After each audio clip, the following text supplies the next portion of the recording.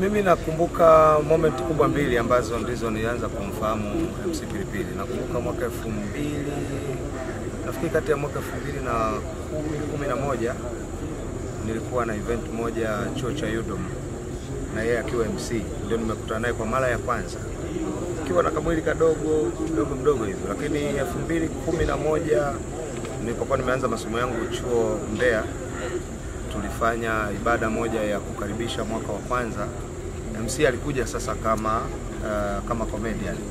Na ndio nikafahamu upande wa pili kwamba nimefahamu mara ya kwanza kama MC, mara ya pili kama comedian.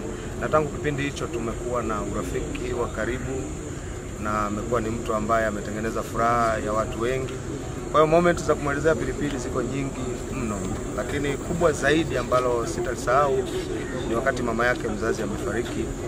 Mimi nakumbuka nilikuwa nimesafiri, niko mbali, lakini baada ya mwaka mmoja aliandaa ibada pale nyumbani kwao na akaniita mimi, tukaita watoto, akaandaa chakula, tukafanya ibada na nikapenda kile kitu na ule moyo wake wa namna anapopenda watu wa kwao na kuwasaidia watu wa kwao.